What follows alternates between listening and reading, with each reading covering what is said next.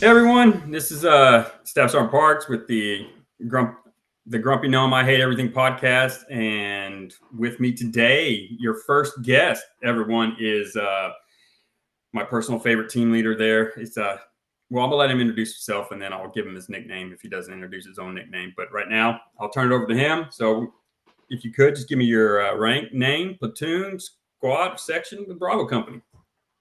All right. My name is Bryan Heisinger. I was a sergeant by the time I got done. Pretty much got promoted right before we stepped off, and I was Park's team leader, first team leader. And he gave me this stupid name. It's not a stupid name. It's the coolest call sign ever. It's true. It is. But yeah, he's But AKA basically because Delta. I'm a gear queer, so I like things very specific. I don't know. It gave me something fun to do while we were over there. So have your stuff. Yeah, he did. Well, I'll tell you the story later on how that name came to be. But all right, man. Delta, what were your reasons for joining the Marine Corps? Any boot camp polarity, and when you received the EGA? I wanted to be a Marine for as long as I can remember. So I would say about 5. Most of my family been in the military. My grandpa was in the Navy, and then his 2 sons and daughter were all in. So my dad was a Marine, and he was a C-130 navigator. And I didn't ever want to do air wing. I just wanted to be a grunt, like pretty much from the start. And so I actually enlisted on my 17th birthday at MEPS, and I still had a year of high school left. So I was ready to go for sure. But I also didn't pay much attention in school because it's like, dude, all I need to do is just graduate, get out of here, go start. So funny story. I turned 18 on our initial drill. Like, when you had drill, right?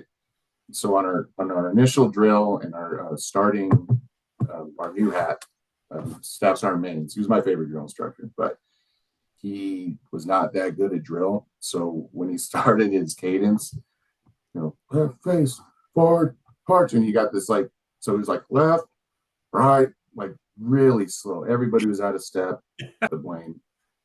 And that was on my birthday, so there was no cake for me. One of those what they call them, island hopping campaigns. Oh, so you go around each sand pit. Get thrashed in each one. Oh, dude, it was brutal. But final drill. But yeah, our initial one was pretty bad. You're West Coast though, right? Yeah. Okay. Yeah. Oh yeah. We didn't have any of the sand fleas or that stuff. Yeah, we had the mountains though, man. So receiving your EGA, tell us about that up on the Reaper.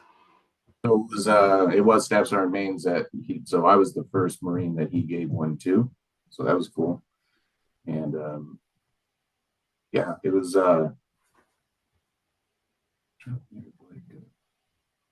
I really liked the Crucible. Like, drill instructors started opening up and actually like talking to you, like, trying to motivate you through it. It wasn't hard for me. It was just seeing how everybody else reacted to it. That was was pretty interesting. Yeah, I mean, the Crucible. It's just that was our first introduction. Like, man, I'm actually a grunt now. This is infantry crap right here. But how was graduation? Graduation was it was good. My all my parents were there. It was a really nice day. I went in probably 180 and I came out like 150. Like I was, my dad was like, man, you look like you've been like snorting coke the whole time. Did they feed you? And I was like, yeah, they fed the shit out of us, but they also it was healthy living. I really liked boot camp. Honestly. Nice. I think and then once you get done and you go back to normal stuff, dude, I gained like 20 pounds almost immediately before I even got home. Like back off of leave, it was like just chowing down, not running every day. Oh yeah. I don't think I ran once my boot leave. All right, brother. So you were stationed at 29 Palms, right? With 27? So what happened during the invasion in '03? Because you were still active duty during that, right? We were on our second UDP to Oki, and then we were actually um, our advance party was already back in the rear in 29 Palms doing everything, swapping over, and then the invasion kicked off, and we got halted. So they took what I understand was a reserve unit from Alaska. So they went in with 1737 and 34 because we had 34 on with us too in a rotation. I think it was 34. And so basically all 7th Marines minus us went over there. So we're watching it, missing out. We were extended for like over, so it was another 6 months. So we did a couple fun things here and there, but no, it was hard to do. We were stop loss too. I was over a couple months on my EAS. So when I was like done, I was like, I'm done. At least I thought so. Right. And I mean, I moved to Boulder because I was from Colorado. That's where I went to high school, and moved to Boulder. Hung out with lived with my friends from high school, and so it's like college town. I was trying to do like community college. It sucked, dude. I was not. I was never like a school kid anyway.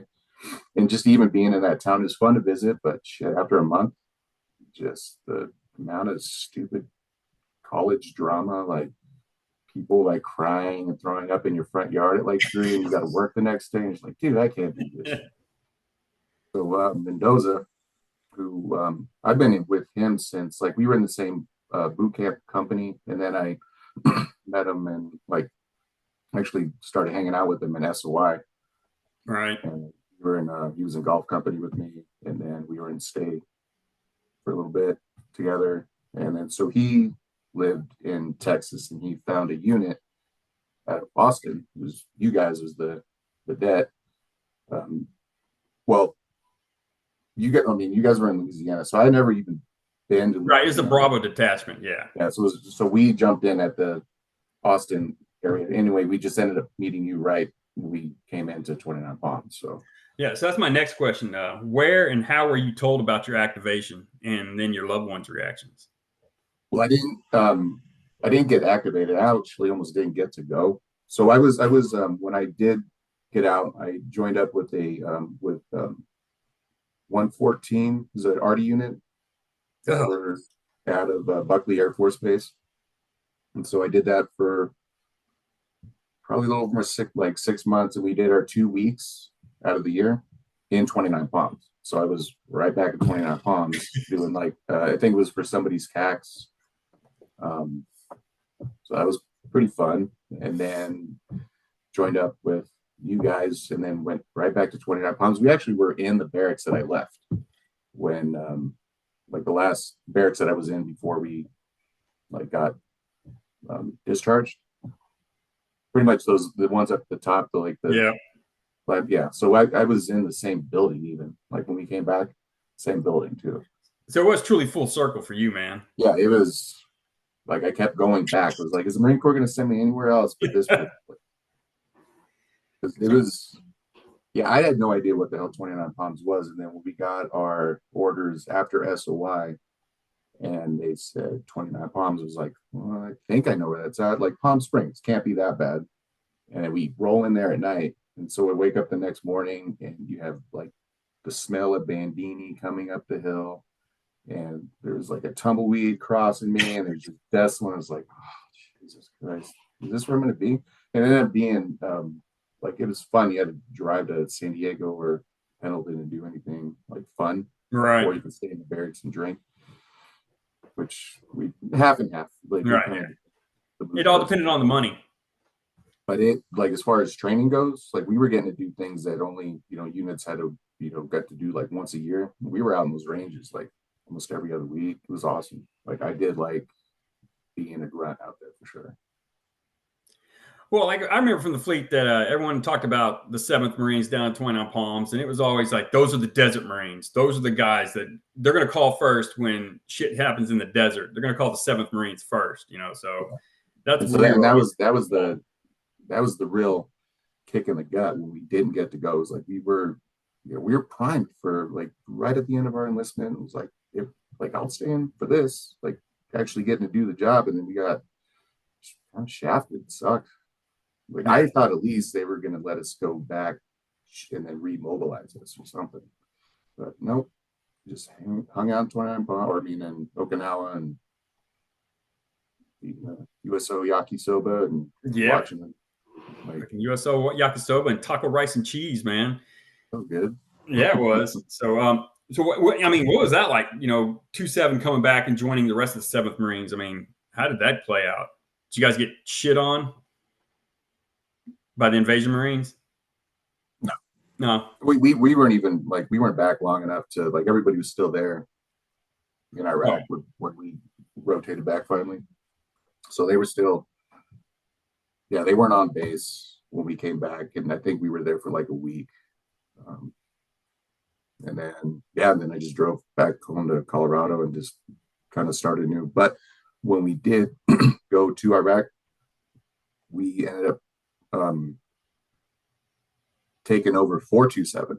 So they were deployed, and that's the one we relieved on Al Assad. yeah, that's right. Yep, that's true. That is weird. There you go, full circle for Delta, man. He just went all the way around. So, hey, what was your parents' reaction to you shipping out to Iraq? My mom wasn't a fan, but she knew that that's something I just had to do. My dad, like, fully supported it. Actually, I wouldn't have been able to go had he not stepped in. So when I went to Austin to like get ready to roll, they said that I hadn't transferred. Like, so the unit I was leaving, they said it's like got it all set up. Just show up there, like sign in, check in, or whatever, and then you should be good. I apparently was supposed to have done some like other unit transfer or whatever. So the first sergeant that was at the um, admin building in Austin, like he was like, "Well, you didn't do it right. You don't get to go." And I was like, "Man, this sucks." My dad like went on with like the phone with some congressman, I guess. Oh, of course. Got some shit started. And so this person, I guess, is like he did not seem pleased, but I got to go. So thank God. Yeah. Yeah.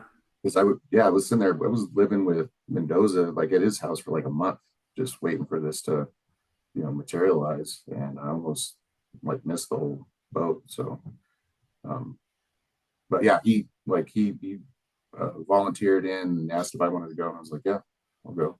So that's kind of how we, like, cause we missed out. I wasn't done. Like, I didn't feel like I didn't want to re-enlist, but activation seemed Yeah, like the way to go. I mean, substantial enough, and I worked. I mean, being I didn't know what being with like a reservist unit was going to be like deploying because that's my next question. Like, what was it like coming up the Bravo company for the first time in the stumps? Well, it was good having like you guys that had been active duty too, so I wasn't just with like a whole crop of new guys because I was with that party unit, so I kind of knew how reservists acted like when they got off of drill and they went and did their normal civilian type stuff. So that was a little strange to me. But seeing it like on a deployment, I didn't know how that was going to be, but I was impressed. Like after we did that whole MOUT training, I think was that March, like the March Air. Yeah, up there at Victorville, wherever that was. Yeah. Yeah. So that after that, then I was like, okay, this is not going to be as brutal or jarring as I thought it was going to initially. So it was gave me a lot of just confidence, and we had a good rapport at that point. Everyone's starting to, gel, mesh. Right. Yeah, I mean, it was like, it was just a huge dump of prior active duty guys. That's what made it, man. I mean, it was like the troops. Yeah, they were all the reserves of Bravo Company, but I think every leadership billet was prior active duty. I mean, you, Morales, B Game, maybe Stockwell, all Alice was in 2-7 with me, so that was. Mendoza was a team leader too over in First Platoon, right? Yeah. So I mean, like all those prior active duty guys. So, all right. So the next question, Iraq. Walk us through your deployment with Bravo Bravo Company 123, arriving in country, Al Assad, memorable patrols, your first real firefight. This should be fun. And Phantom Fury Ramadi. So let's go with arriving in country. So I do remember the when we first got there, we were staying in those tents, and that sand was like moon dust. It was everywhere. Yeah. It was 120 degrees. Like it was like we came at the tail end of summer. It was hot. Like when did we go in? Yeah, it was like August. It's like the end of August. Yeah. Then it started getting chilly. So I wasn't expecting. I mean, I knew desert gets cold, but it was. We were having sandstorms with like rain at the same time. It was like a big muddy mess. Like December, January. Yeah. That's been one off topic, but yeah. So that was. Then we got moved in those cans. Storage. Yeah, the cans. Yeah. But we didn't stand there that much. Like I think I remember being there like a total of a week, and then we were basically doula every like more often than not until things kind of. And we were can mates. Me and you were can mates. We had the whole the whole goddamn map of Iraq posted up on our side of our can on the wall. I mean, you were. Yeah, I got that picture too. Do you? Yeah. So for those who don't know, all right, this is where Delta got his nickname, because when we're in those cans, I had a problem with one of my. I bought some stupid Spec Ops magazine pouch or something, and the snap broke. So I wrote him a horrible letter, like, hey, I'm over here. I'm not some stupid supply pogue. I'm over here. I'm not counting bullets and band-aids. We're out there patrolling. This is life-threatening. This is life or death. Pulling a mag out. So I wrote the company a real shitty letter, and like a week or so later, a huge box of gear came, and I think I took one thing out of it, and I just turned it over to Sergeant Heisinger here, and he just started thumbing through the box, and he made his, and you'll see the pictures. Delta, man, he looks good. So that's where he got the nickname. That's where I gave him the nickname. As soon as he threw all that shit on himself, he looked the part. So Delta it was. But he used it. I didn't.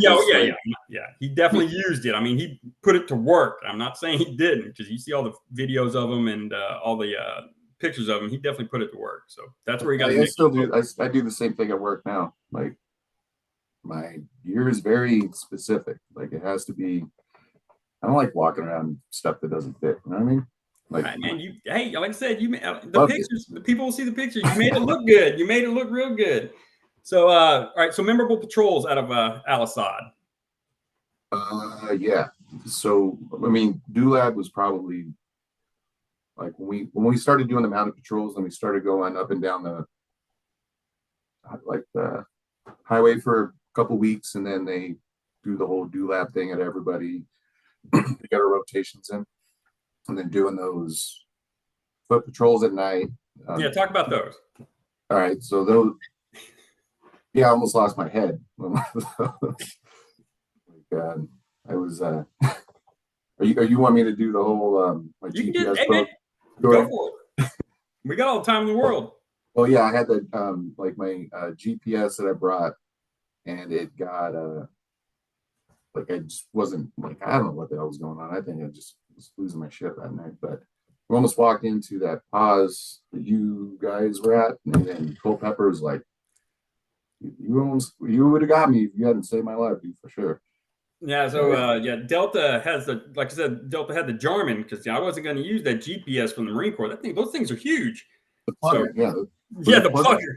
Yeah. So Delta had his Garmin GPS, and his batteries went out on him, and he got lost on and me and Culpepper were down the middle of Dulab, and Morales' team was on the very far right flank of Dulab, and Delta's team was supposed to take the far left if you're looking at, or right, whatever. And Culpepper happened to spot the silhouettes off at 0 Dark 30, and he went into the offhand. He's about to start firing away, and I had to slam his, whoa, and I was like, let's get on the PSR, and it's like, Delta, where are you at? I'm over here, I'm right here. I'm like, I don't think you are, man. Delta, wave to me in the air. All I see is a silhouette way off in the distance doing this. I'm like, yeah, all right. So Well, yeah, they kind of explain what DULAB was. So the story I got was it was a it was an ammo dump for the Iraqi army, and then when the our army went through, they thought it would be a good idea to shoot at this pile of shells, try to blow it up. All it did was just spread it out for a couple square miles. Is that what And happened? yeah, or at least that's what I was told. So Okay. that's why it was everywhere. And so they were having to gather all this stuff up and do um, controlled detonations of them. So they were Yeah. coming out like every week, blowing those things off. But people were coming in and like jacking them, and they were making IEDs with them. So we were having to patrol around this thing like day and night, um, like on foot and not. We kind of came up with our own like patrol types, like what we wanted to do. That's So right. we're like, yeah, tonight we'll do a night patrol, and it's kind of more like it was more training. I think it felt, but then it was serious too. I mean, shit got you know blowing up out there All right. because we were being watched. Like it was no joke. And I don't think we really like realized that until that happened. And yeah, that was like early on too. That was within the first two Like, months. yeah, like easily the first month, easily. Yeah. Yeah, probably first month. I don't know. It seemed like it was like that happened really quick. Like that The whole whole Al Assad, yeah, it went like that. up in from Al Assad up until we were at was it Habania? Habanilla. Yeah. Like before then, it was like all that was shoved in like 2 months.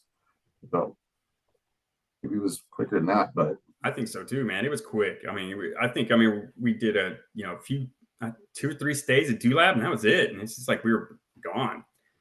A few, platoon patrols around, and that was it. All right, so, all oh yeah, right, but remember when we who was it that was driving? I don't know who was driving, but they drove over that concertina wire, and that shit was all tangled up in the axle, and we were underneath mid middle of the night, just like trying to break this sucker free. We had to I think wait we're until trying to morning to do that. snip it through with our Gerber Gators, trying to freaking. I Mm-hmm. forgot who ran that over. Yeah, dude, that was funny. Like,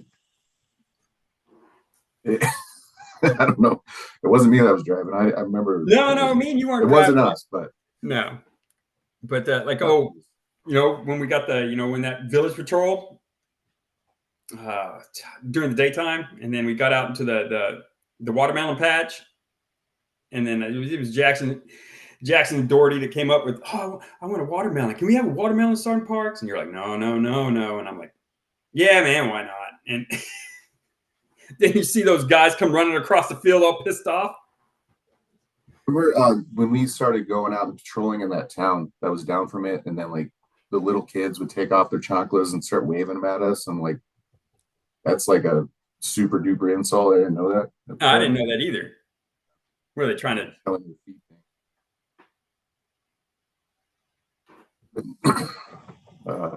Yeah, so after that, we went to Habania, and No, no. Hey, talk about the Battle of Heat, man.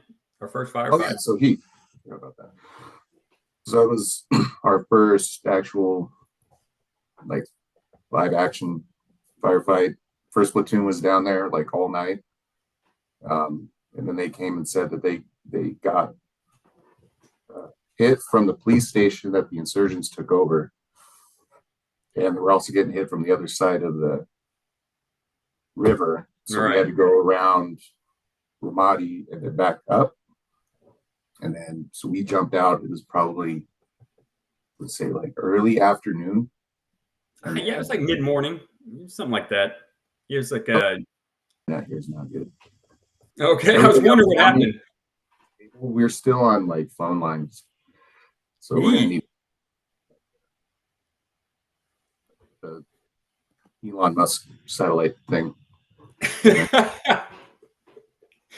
All right, so talk about heat, going into heat. All right, so going into heat, yeah, it was intense. It was a feeling I've never had since. Like it was, I wasn't scared. I was just very like it was like everything just kind of like I noticed everything. Like I mean, it was surreal, but it was cool when we like got up the truck, and then I think like the first time I saw Mendoza, because he'd been, they were tucked down behind that one spot on the spot, like on the other side of the bridge, and they were supposed to have gotten bronze stars for that.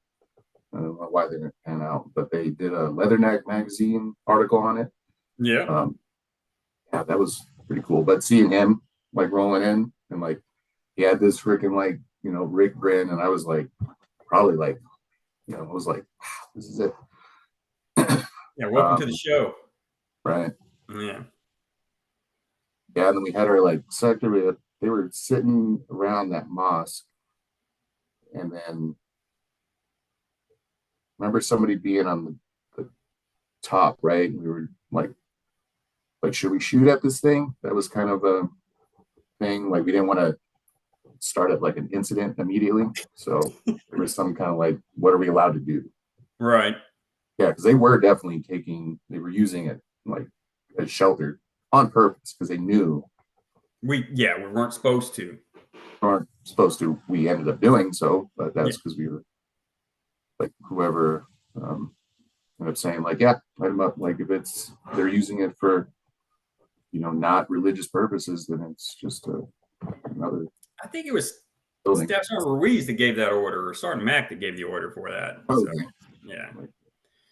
Yeah, and Staff Sergeant Ruiz was in my was in 2-7 with me too. Yeah, you Mendoza. Yeah, I didn't know all that either, but what else do you remember about Heat? Remember eating a lot of dates. Sandstorm that came in. Yeah, I get that's pictures of it somewhere. I think that was on the second day. We were just kind of chilling on the outside of that town on the riverbank. Yeah, with the Palm Groves water. Just doing like our LPOP stuff, and then doing like a couple patrols in the Palm Groves. Yeah, I mean, a lot of it. Like, there's certain moments that I remember vividly, like I was just there yesterday. But then there's a lot of it I just kind of don't remember. Like a lot of Iraq is like that. It feels like there's whole sections where I kind of like I'll remember when I think about it, but there's some stuff I'm just like, wow, it's like it could have been there, like just yesterday, and know it that fresh. It's weird. Yeah, definitely, man. I know what you're feeling. But so, talk about heading down to Habanilla and Phantom Fury. So we got told, like, we didn't really get told exactly what we were doing, but we moved to Habanilla, and we like this place was just like messed up. You go into the buildings and there's blood splatter, like brains on the wall, like that's where they're executing people. I think I looked it up later. It was an old British base from. Was it? Yeah, I think from before, like Saddam really kind of took control. Like it was like a overseas base, right? They used like there was barracks and all that stuff, and then Iraq kind of took it over, and then it went to shit. Yeah, well.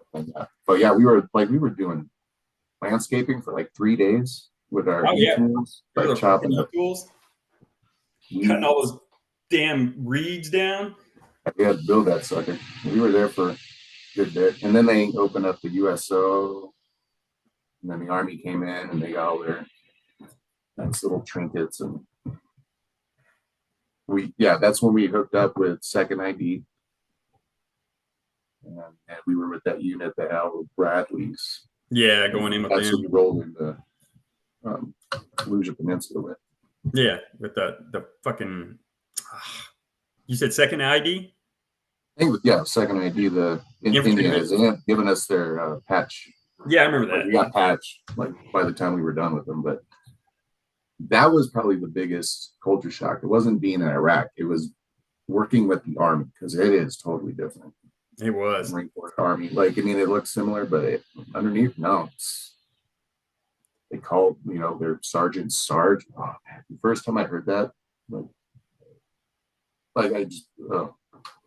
just glad we just rolled in with them, and that was it. We were done with them after that. That was it. Yeah, it was.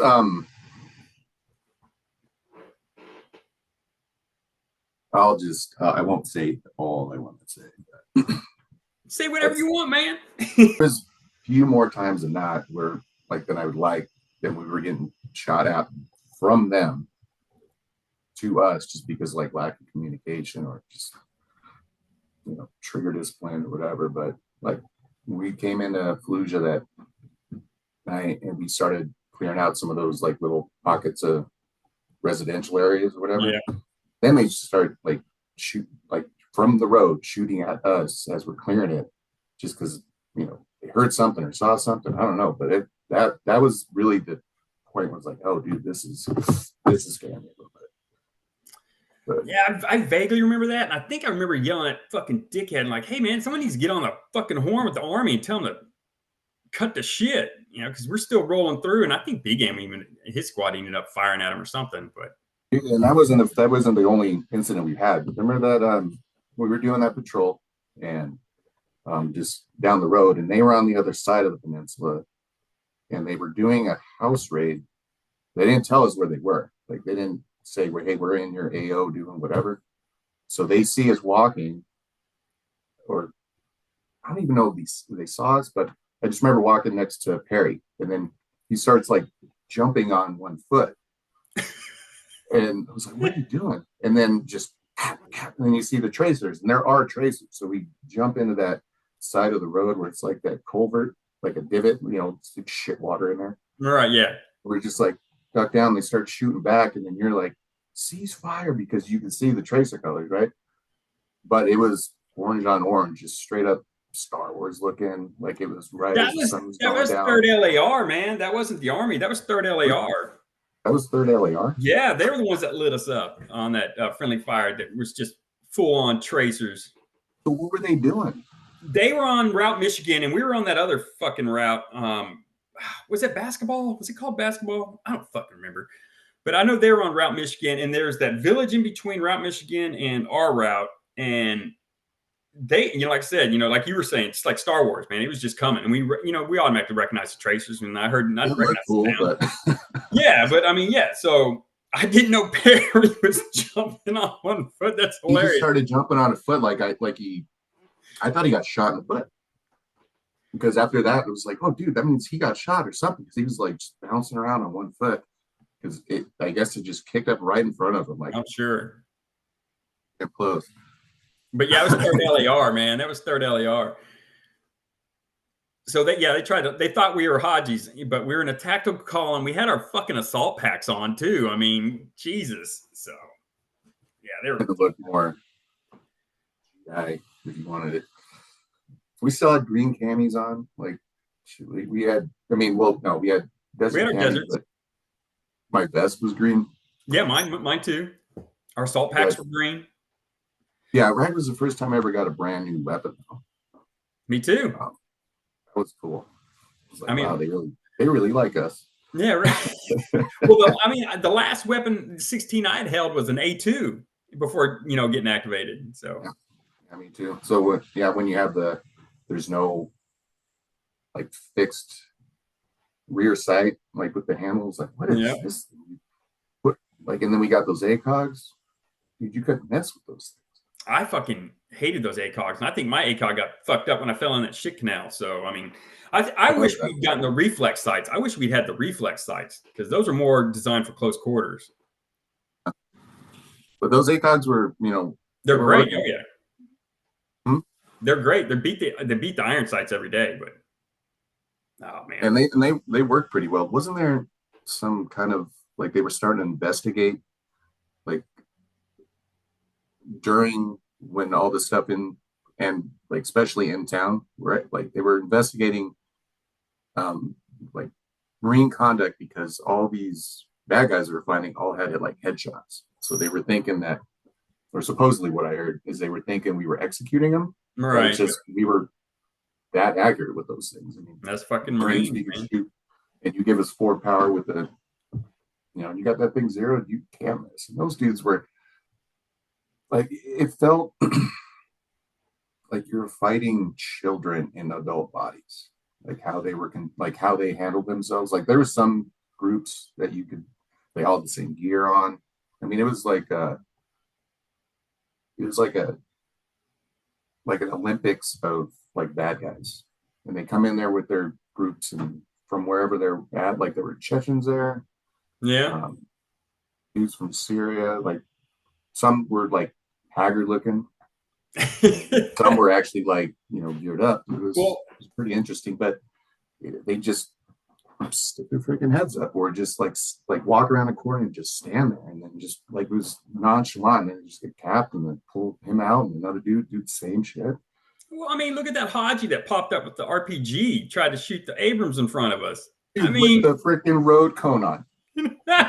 Oh, that thing. Remember that? All right. Yeah, walk us through that. So when we were doing that MSR, clearing it of IEDs stupidly,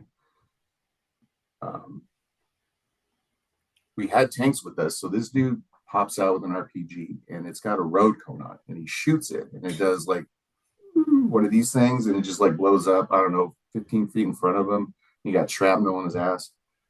And so I don't remember who was patching him up, but I like asked the interpreter, like, can you ask him what the hell he was thinking? Like, what was he doing? So he had the road cone on to go through the invisible barrier surrounding the tank. They were supposed to have infiltrated the invisible barrier to get like, that's what they're being told. Like, that's the kind of the level of tactical prowess that we were dealing with some of these. Like, scarier than actually like them know, like, because they would just do stupid stuff.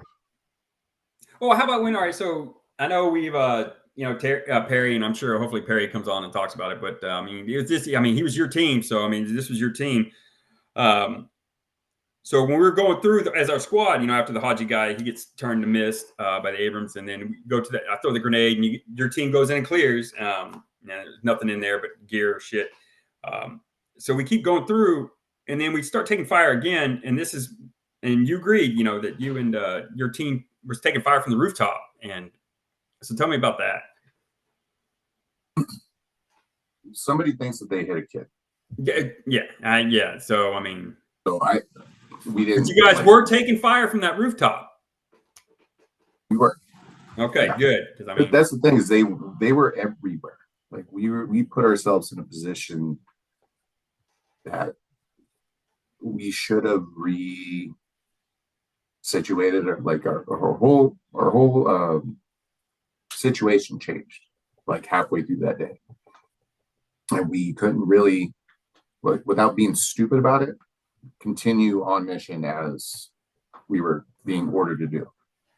Exactly. No, I mean, like I said, look at our dickhead platoon commander. You're right. We didn't get any guidance. I mean, basically, it was just first squad. I really didn't. Me and you. I mean, you had the PSR in your ear too, but I mean, like as far as the radio through Culpeper, there was like no communication with second or third squad. I had no clue what the hell they were doing that whole time.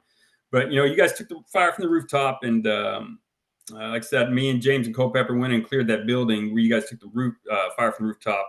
I went to the roof, saw the brass casings, and saw the blood trail coming down the stairs from the roof. And then, like I said, in the living room, some lady, man, he must have been like 16 years old. She was just rocking and holding him. He wasn't moving.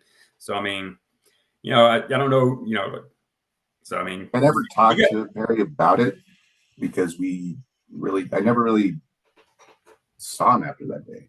We didn't really get a chance to. Right, yeah. And he wasn't at the reunion. I was kind of hoping to like see him anyway. Yeah, it'd been nice to talk about it. But I wanted to, I kind of wanted to alleviate his concern about it being a kid. The combatant was young, but he was a fucking combatant. There's shell casings on the rooftop, and there's a blood trail coming down. So you got him. I mean, your team got him. So I mean, that's the name of the game. I mean, I understand. Like I said, me and you both really didn't get a chance to talk to him much after that, but he did the right thing. Your whole team did. So, I mean, Morales' team did too. So, I mean, but like I said, they're everywhere. I did, like, we did well that day. Like, for as much stuff that was kind of thrown at us, we weren't like that experienced yet. we did some of stuff at not like ULAP, but we hadn't been on a lot of serious patrols yet. HVT recovery, stuff, raids, and like we hadn't done that really until after like then we started like doing a lot of that. Yeah, I mean, shit. Even before that day, our squad went on that night patrol with head team, and we were kicking in doors. Yeah. Just us. So I mean, so talk about the rest of that day into the evening. Yeah. So everybody, we were instructed to go up, clear the route of IEDs, or at least point them out so that we can, like deal with them. And we were only getting like one chow a day. And that was kind of like the selling point. But then we started getting a lot of contactors going through, and we had a helicopter that got shot down, or at least he had to land, and then they got shot down. He got shot, yeah. And they did a recovery of him. One of the tanks, I think, did get hit, but ended up being fine. Yeah, they were fine. RPG, and then that IED went off, took out B game, Daniel, and then who else? It took out B game, Stevenson, Zeter, Lensing, and Holloway. So, Yeah. So then after that, then we were instructed to continue doing what we were doing, but with flashlights in our hands. Red lens. And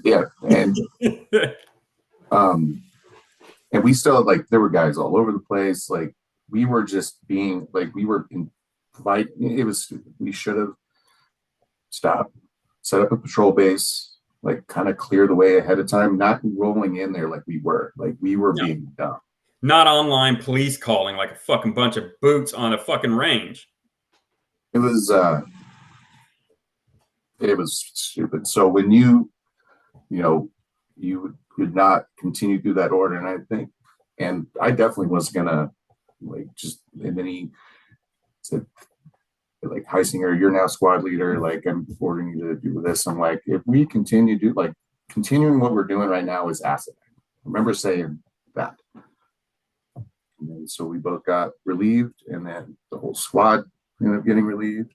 And then they continued on. Like, thankfully, thank God, nobody else, nothing else happened, but it was not a good spot. I think we only continued on for another hour, and then we just sat up. We sat up and posted security. I mean, our squad got back off the 7-ton, and we went back out there and posted up security. And then his whole thing is he didn't want to be shown that he was doing wrong. Like he just wouldn't. His pride was just the only thing driving that. And that fucker was sitting in the on the road in the rear of the column, like standing up all like Napoleon like and shit. Like it was. Yeah, like peeking out the door of the Humvee, standing up. He wasn't. Oh God, he fucking sucked. All right, so when we get back to I guess TQ Ramadi area, yeah, probably Ramadi. So what happened to you? Where'd you end up going after all that? I went to 3rd platoon. Okay.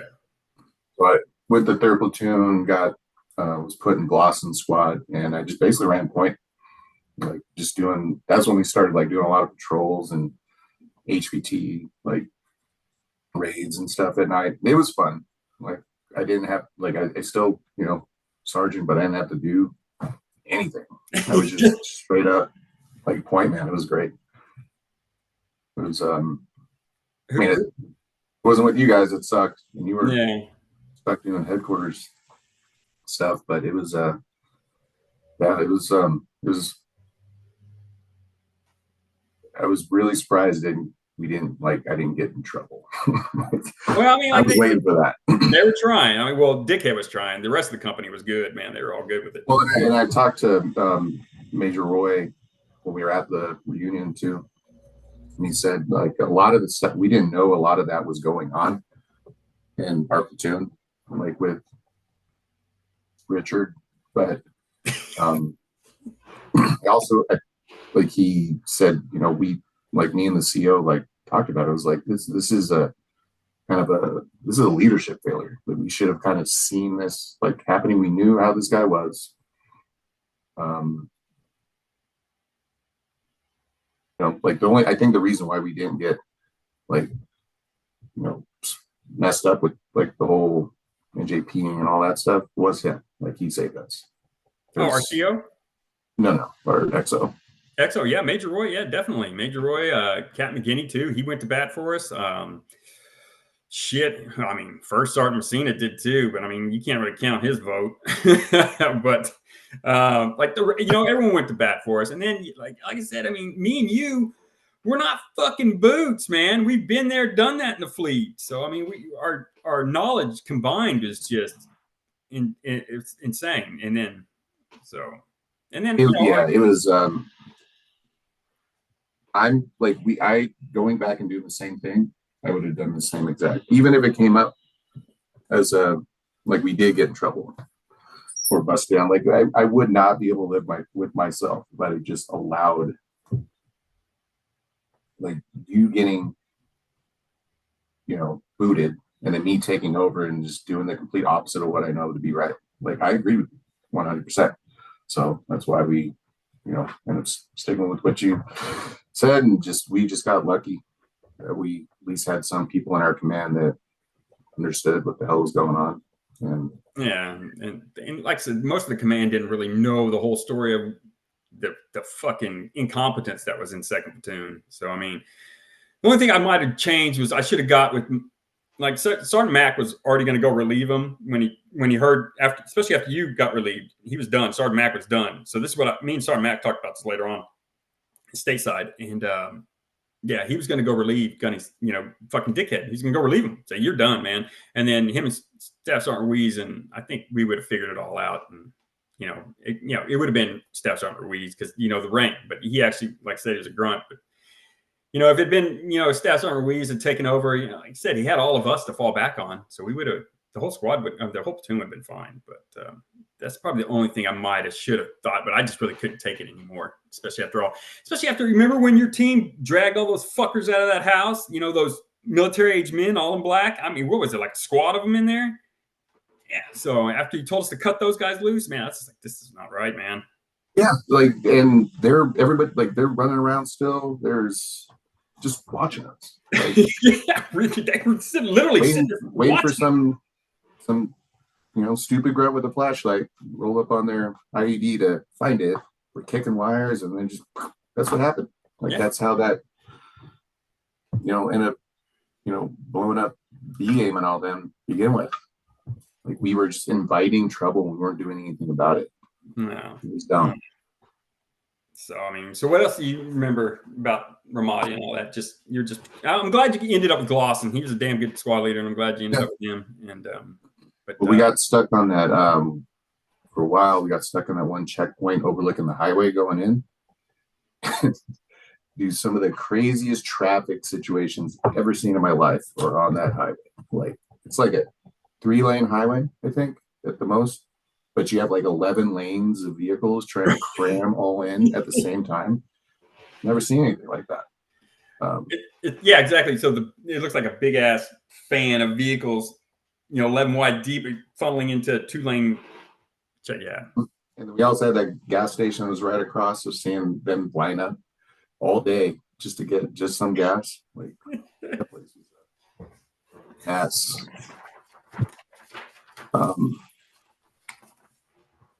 Yeah, I mean that part was. What about the last operation? A lot of lows, but then we did get kicked out to do like a lot of those HVT raids and stuff. Like at night, that was pretty fun. What about the last operation, River Blitz? Would you guys back in the heat? Yeah, going back in the heat. Yeah, was it heat? Because I keep thinking, everyone keeps saying it's October, it's heat, it's October. I mean, yeah, I think I thought it was always going back in the heat. One side of the river, heat was on the other. Okay, so I thought it was going back in the heat. Heat was on the east side of the river, and a turbo was the west side. Okay, but we ended up so we went at turbo, and then we had the bridge this time. They didn't control the bridge or anything, so we were just going in there and just kind of cleaning up stuff.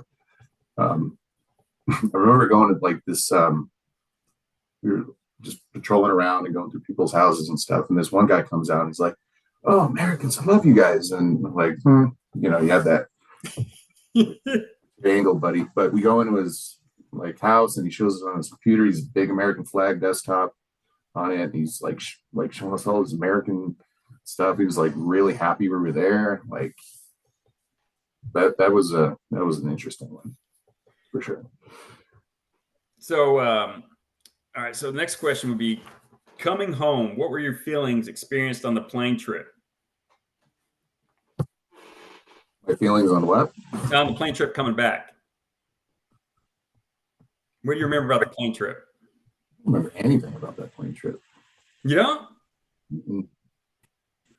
I remember probably. Do you remember Germany? I remember like Frankfurt. Yeah, landing in Germany. Lunch. But the first thing I remember was when we got back to Austin. What about 29 Palms? Getting back to 29 Palms, like when the unit got there, what were you thinking when you landed there? You were there for like 2 weeks, right? Yeah, it was like 2 weeks. It was quicker than I thought. Like they were doing it like to make sure everybody was still cool and adjusting well. And yeah, I really remember that much about there. I remember going back to Austin and my dad and stepmom met me there. And I basically just went home and is that what happened to the Austin Marines? They had their own welcome home ceremony? Yeah. Oh, okay. I didn't know. Shit. Did you guys just go straight to see, I don't really remember what happened after 29 Palms. So we went back to Bossier. I thought the Austin Marines were with us, but you guys must have went straight to Austin. But yeah, we went back to Bossier. Me and Mendoza were in Austin, so that was the last dude I was with.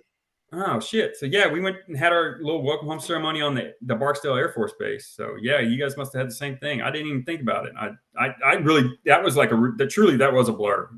Going back until our first reunion, I'd never been to like anywhere up there in Louisiana. So like I never saw like your guys' actual station where you were stationed. And you said your parents were already up there?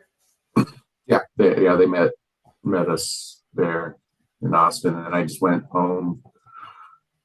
My dad retired to Arizona, where I'm at, and so that's kind of where I like stopped just to figure out what I was going to do, and ended up staying. So good. What was it like finally getting home? Like your first day home to like, hey, I don't have to go back to, I have to wake up at 5:30 to do nothing, or what was that like? Do you remember? I remember it being like mostly it was like I actually like lived through it. That was kind of the first, like I really didn't think, it was like I was always kind of thinking the worst thing was going to happen, so I was just getting ready for it. Like that might seem a little dramatic. Remember in Band of Brothers, and who's that guy, the freaking crazy one? The white-haired dude? No, it was Captain, what's his name? Lieutenant. The one's like running out of the trenches and doing all that crazy stuff. Basically, and he talks to Blythe, and he said, he's the one that shoots all the Germans after giving him a cigarette? Yeah. I don't think he actually did that, but he hung out of that story, right? To be right.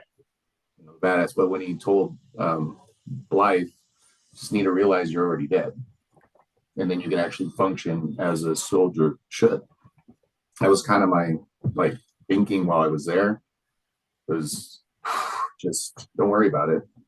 Just do what you can with what you got. If you don't make it, you don't make it. Sucks, but then actually coming home, it's like, damn, dude, I made it. So I didn't really like. I didn't ever have like a panic moment, like, oh my god, I'm in a war situation, and it didn't really register. I think when I came back though, like I did notice that I slept with my shoes on for about 6 months. I wasn't comfortable taking my shoes off because I slept with my boots on. Like, it was just like something was going to happen, right? Um, Also, when I started eventually getting in the like I came in EMT and I worked for an ambulance company initially, I couldn't hear the calls at night because I was just so used to just sleeping through Right. loud noises. And um, so I had, we had these pagers, and I actually had to tape the sucker to my ear just so I can hear it because I would just sleep through it. Like, not out loud or anything, but just Right. like, yeah, it took a while to kind of do that. Like, it was really heavy sleeper, and I didn't sleep without my shoes on. Well, that makes sense because you had the PSR was always attached to your ear. Yeah. Because I mean, me and you, I mean, the team leaders and the squad leaders all had that. Oh God, it was so painful too, man. My ears hurt. My ears still hurt. Those like yeah, like if they actually had a headset that was that fit, but you're just shoving that thing up in your helmet, and then you're trying to like I was the padding had already been worn off. Porting it to the inside webbing and all that, and like it wasn't working at all. So you just kind of like shove it in there, then put your like knit cap on or whatever. It was the crappiest piece of gear, dude. It was, and it was so painful. I mean, for months my ear hurt after that. It's like, oh God, this sucks.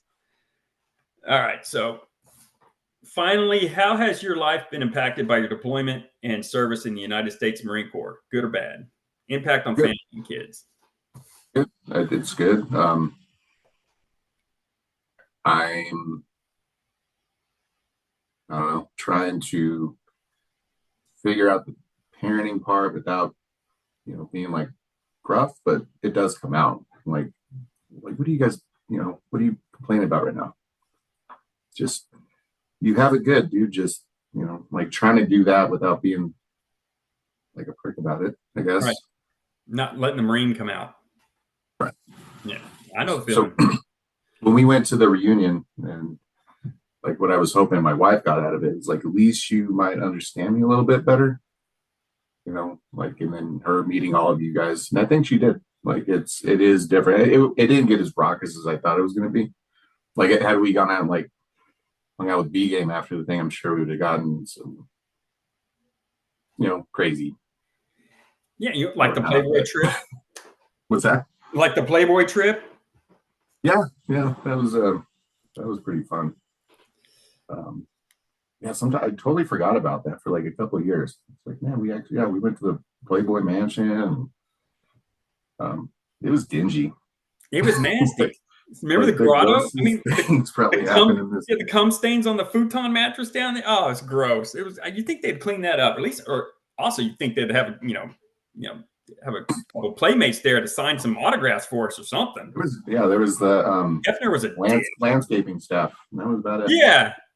It was cool that you say we went there, but I mean, I think we had more fun just hanging around the bars of Tucson area, jumping out of a car. And did Carrie get an insight into you a little bit at the reunion? I don't know. I probably haven't really they didn't really bring up a conversation about it, but yeah, I think she did. She liked all you guys a lot. Like, it was just cool seeing her around like a bunch of Marines that are fairly similar to me in temperament anyway. Right now, yeah. But so you gonna let her watch this? Yeah, if she wants to. Like, she asked, like, am I gonna be able to watch it? I'm like, yeah. Well, the podcast seems a little, Well, I mean, you didn't get too in depth, so she shouldn't be too frightened. But I mean, like, well, hell, dude, freaking our CEO like went through the whole deployment, so she definitely got the history of what we did. Yeah, it's like he was talking about stuff I forgot. Oh, me too. I didn't realize some of it. And then, of course, his memory's, off too, but, all of our memory's off. So, I mean, but yeah, he went on, he definitely wrapped up the whole deployment for everybody. Did you notice at the reunion, they were playing your video up on the big screen? I thought they were going to like rock the whole thing with the music, and like they did have it going. Yeah, they just didn't have the music, but did you notice when the dead bodies were all showing up, they were playing some weird, I get knocked down. but I could get back up again. James was pointing that out to me. I was like, that's hilarious. So you think they would have edited? I don't know if they pre-watched that, but I don't think they did. I don't think they did. They should have cut out some of that. oh, they actually pulled like. You made that in Iraq, like right when we were getting ready to ship home. You came up with that right on your little laptop. We had that like few weeks of just like chilling on Assad and just kind of like Yeah, our last 2 weeks were just. Who was it that came and replaced us? Do you remember? Oh my! It was a reserve unit. So I forgot what reserve unit was, but they took over our AO. And remember when we got back to? I think it was 25th Marines. But yeah, they got. I guess when we were back in 29 Palms, then we started getting word that they just got fucked up like right away. I mean, they just got fucked up. They lost like I don't know how many Marines, but so I found out from I went to a veterans group up here, and there was a reservist from I think the 25th Marines or something like that, or he had to go back over to the same AO we had, but he went back in 07 or 08, maybe with Doherty and Carpenter when they went back a second time. When I was supposed to go back a second time, but yeah, they said they weren't allowed out, to do anything. Reservists weren't allowed to go do anything other than security. They weren't allowed to go on any more ops. They weren't allowed to do any kind of assaults or anything like that because the unit that took over for us, they got so fucked up that, and they were reservists, so they didn't want to take the chance anymore. So we were the last reserve unit to actually do some shit.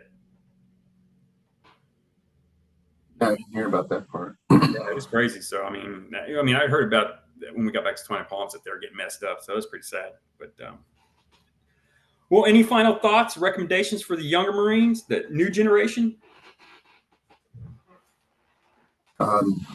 Just enjoy it. Don't think about it too much. And at least now, like I always, like the last few years have been pretty depressing.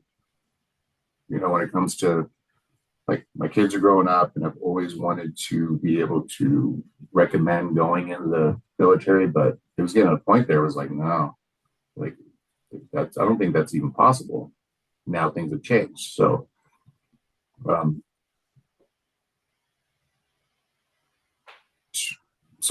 glad like hopefully it gets to the point where if that's what they want to do, it is a good way to like it basically started my life. Like it's kind of, I can't really imagine where I would be without it, but, to the Marines now. To the infantry Marines now. Yeah, just take it for what it is. Like, just embrace the suck. Like, don't, bitch, won't complain, but like you will appreciate it later on down the road. Like, the crappy ass times you're on like Firewatch in the middle of freaking range and 29 Palms. You've been out there for like 2 weeks. Doing like a hump, maybe even with your freaking gas mask on or something. Like, just enjoy the time when you have it, because you will miss it. Yes. It's all the crappy parts, like getting thrashed on the quarterdeck in boot camp, or like doing shitty drills in the middle of the desert, like hot as hell. Like you still miss it. So it's just enjoy the time while you got it, I guess. So you would let your sons join the Marines? Yeah, if we have our government going in the direction that I think it's going, then yes. Had to like say the election turned out a different way, then no, stay the hell away. But it's a big sense of relief to actually have a United States, like how I think it's going to go back to where it was when I was. So would you let them go infantry? Yeah, you would be good for them. Mm-hmm. My son, when he turned 18, he was like, "Dad, I'm going to go Marines. I'm going to go infantry just like you." I'm like, "Nope and nope." I would be okay with him doing it because it gave you a level of like being able to deal with the world that I wouldn't have gone if I went like comm or in the air wing or something. Like you see a whole different, like you see how things can be bad. So you appreciate the good when you have it. Yeah. So if they wanted to do, the Marine Corps would say, don't do anything but infantry. But I would also have no problem, like if they went into the Navy and like actually learned a legit skill, and that would be good too. You know, just Absolutely. them being able to serve and not have to deal with all the nonsense that's been happening lately. Like all that's going to hopefully reverse, and we can have a military like when you and I first got in. I mean, shit. Those were some times. I mean, well, my shit. I mean, I went in '97, so I had the Clinton era. I mean, it didn't really kick off until the Bush came in. So I mean, that's when it really got exciting. But my son came in at '99. What's that? I was in at '99. That's when I. Yeah, so you caught it when the Bush started taking over. But my son, he's Air Force EOD. So I mean, he's learning a job. You're right. You know, as long as you learn a trade, I mean, it's going to make you better. But if you just do I did 4 years, ended up being like roughly about 6 after our deployment, but I got more out of that time, not really practical like job skills or anything. I mean, I came out and like it was our corpsman that got me interested in, the after Marine Corps stuff, like doing like EMT, then paramedic and firefighting, that kind of stuff. It was just like those dudes impressed me. So that's why I ended up going, that route. Nice. Well, we had some good corpsmen. Yeah, we had really good corpsmen. But it's a like kind of life experience you can't really get from anything else, but being in a group of dudes and you guys are all suffering together, but having fun at the same time. It is that band of brothers. Like it's hard to explain unless you actually done it or been around it. Yeah, I mean, I couldn't imagine. I can't imagine going to Iraq without any one of y'all. I mean, I really can't. You can't. If you try to put someone else in between in our, I just can't picture our squad without the way it was. I really can't. So, and do your sons ask you about it? Yeah, we've done.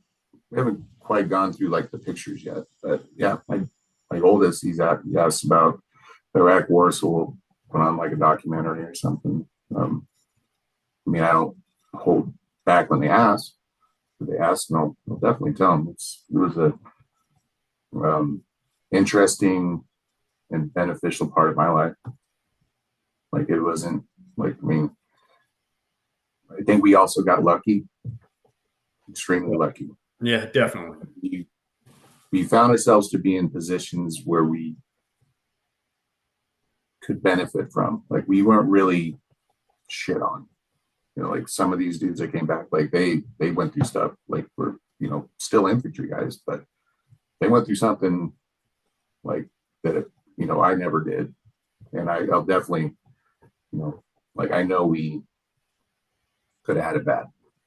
Right. I mean, we held our own. We did our own, but you're right. Just like 3-5 and 3-1. Like deep in the heart of Fallujah. Yeah. I mean, I hold those. It's my old unit. And I'm sure you hold your old unit in a little higher regard because of they were there for the invasion and shit, and the Fallujah offensive. So yeah, we did our part and we did it well. But yeah, there's you're right. It could be worse. So it turned out like it was basically just lucky that I feel like it was lucky that I got out of it and did benefit more than not. So your recommendation to the younger Marines is just suck it up and enjoy it. Yeah, just like it's doing things that are hard. It's not worth doing anything that's not. You know what I mean? Like just embrace it. Like just be good at it. Just be good at whatever you decide to do anyway. But if you're gonna like do Marine infantry, then it's gonna suck and just fucking love it. Yeah, don't fight it. Like you can bitch all you want, but deep down you're like, Yeah, that's pretty sweet. It is. You're right. And the worse it is, A the lot of better like your history stories. and heritage there, and generations of people have done the same thing as you have and came out. So, if you don't utilize the position you put yourself in, being able to do something like this, and like you can either have it define your life as like, man, this sucked, it was a bad decision, or like, I'm here for 4 years. Just have fun with it. Now, do you ever look back? Now, do you ever look back, Delta, and think like, "Fuck, I should have stayed in"? No. No. Because it was like I Well, at our point, it's only for us is to go up, and that is just going to get shittier. I was an infantry guy, and I got to, do my part in our generation's war. And sergeant is like as kind of far as I'd want to go. Like when you start getting up into the staff stuff, and then you have to deal with all the,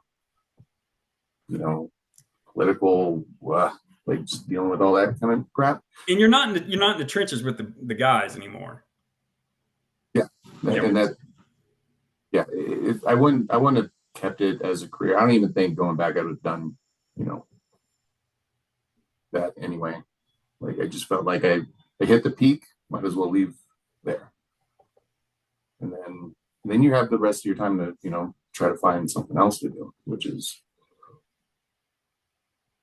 so what happened to you? So when you got out, what happened after that? What'd you end up doing? I moved to my dad retired to Sedona, so I'm in a town called Clarkdale. It's like 20 minutes south, but he retired out here, and I didn't know what I was going to do, so came out just so I can hang out with him. And then I just liked it. It's a small town. You can go 5 minutes in any direction and you're by yourself. Like it's not like Phoenix where there's people everywhere. I can't do that. I tried. It didn't work. Then got my EMT, worked for an ambulance company, and then met my wife. She was a PA in the ER. And someone said that she thought I was cute or whatever, and I helped her move. Then we got together, and then we got married. We have 3 kids. He definitely changed my outlook on stuff. Like, definitely, yeah. It was awesome. It softened me up. Like I was starting to be a real dick. Like, the whole Marine Corps part coming out, because you have boys and they're screwing up, and that's the only way I really knew. So with her, it's just you have to be different. And yeah, she definitely helped me like become a better person, like a little better dad. So yeah, it was good. Yeah, daughters have that effect. It's a different kind of love with the father and the daughter, and I've never known a level of protection like I do now. Yes, with a daughter. Well, I was, this like the same with my boys, but I didn't want to be soft with them, like not stupid with them, but like if you do like a good job, then we're buddies. But you screw up, I'm gonna let you know, because you can't, like I'm trying to get them out of bad habits early so they don't, do dumb stuff when they're like able to get in trouble for it. You know how dumb kids are. So, but my daughter's different. She's definitely smarter than everybody I know. Weird. Like, so if your kids ask, and if they ask you this, and I'm sure my kids have asked me this, but if you could sum up your Iraq experience, how would you sum it up? Beneficial, like eye-opening.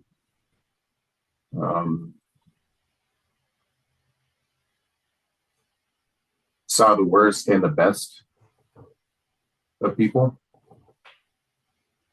at the same time.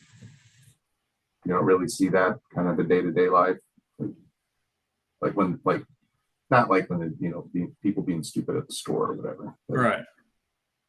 viral videos of people doing dumb shit, but like actual, you know, bad decisions can like injure or kill, you know, a lot of people. Like whether you're a good guy, bad guy, just being a resident in one of these houses and we're like patrolling around and like you do something stupid, like peek your head up on a freaking roof. It'd be the, you know, that little decision has a lot of consequences to follow. Very. I went off on a tangent there, but I would say, yeah, Iraq was, it was, I wouldn't have not gone. Yeah. Like, it gave me the decision to do it again. Like it was definitely, yeah,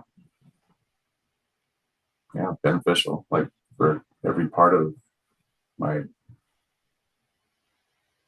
know, me, I guess. Yeah, it makes sense, man. I couldn't imagine not going. I mean, honestly, I'd definitely do it again in a heartbeat. You know, I'd be a completely different person. You know, I don't know if that's good or bad, but that's for the others to judge. I mean, it just kind of, you definitely found out who you were. Like, might be able to tell yourself, like, you thought you knew who you were, like coming out of high school and even just, you know, join the Marines, like, okay, yeah. But when you're actually like put to the test like that, and I was more concerned about uh, disappointing myself when I was there. Like, I really didn't want to screw up. I wanted to be a good infantry NCO.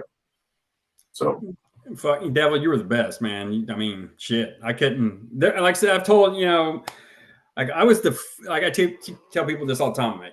I was the fire of our squad. I was the intensity. I was just the like, "Argh." And then you were the wind that drove us forward. And that was how I kind of related to people and how our dynamic was. I'm like, I really, Tom, be honest, I don't, and I say this all the time. I told James and Culpepper and everybody this. I'm like, we wouldn't have functioned and we wouldn't have made it without Delta. So, I mean, that's just the way it's going to be. And I mean, every time I think of first squad, first person that comes to my mind is you. So, I mean, I'm sure, I mean, the troops all think that too. And I mean, I know every man in first squad, every Marine is just like, fuck, I'm glad we had Delta. So I can't really say enough about you, man. I mean, it's not trying to, you know, I just really can't. I can't put it into words, really. I mean, that's why I wrote the books. But I mean, just what you meant to me as a fucking team leader and a Marine, and a confidant, and a number two. It's just we wouldn't have made it without you, except for the 3-man patrol. I did that on my own without you, so I don't need you for that. yeah. But hey, so what do you want to say? Yeah, same. Likewise, like it was. We were in a good squad. I just wish we'd have been able to continue. Yeah, that would have been awesome. I think about that all the time. See, like what we could have done further on with all the things that we were able to do, like the stuff I was doing with their platoon, I wanted to do with you guys. So, I mean, for the short amount of time we were together as a squad, I mean, fuck, man, we did some shit. I mean, especially when we were VCP for the company, it was just us out there, you know, it's just bouncing around, and Captain McGinney using us as like Call of Duty fucking squad, you know, just it was. I mean, so what would you like to say to the men of first? You know, the ones that watch this. I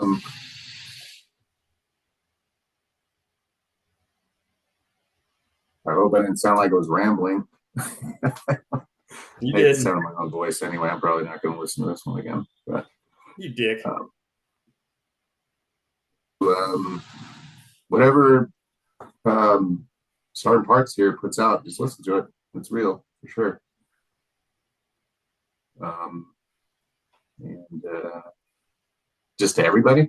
Yeah, to our squad, you know, to the squad. Say whatever you want to say to squad or Bravo, whatever you want, man. This is your sign off right here. Well, to everybody, I appreciate you guys, and you definitely, you know, solidified helped solidify me in the rest of my life. So, can ask for better origin story. That's perfect, man. Origin story. I like that. So, all right, everybody. This is it's just Staff Sergeant Parks, but I'm here with Delta, my first team leader over in Iraq, and I hope you got a lot from him because I mean, there really is no finer example of a Marine out there as far as infantry Marine, and like I've said before in some of these videos, his knowledge far exceeded mine. So, especially when it came to desert warfare, since he was stuck down there in 29 Palms. But I love you, Delta. That's good to see you, man. Yeah, you too. All right, hit me up sometime.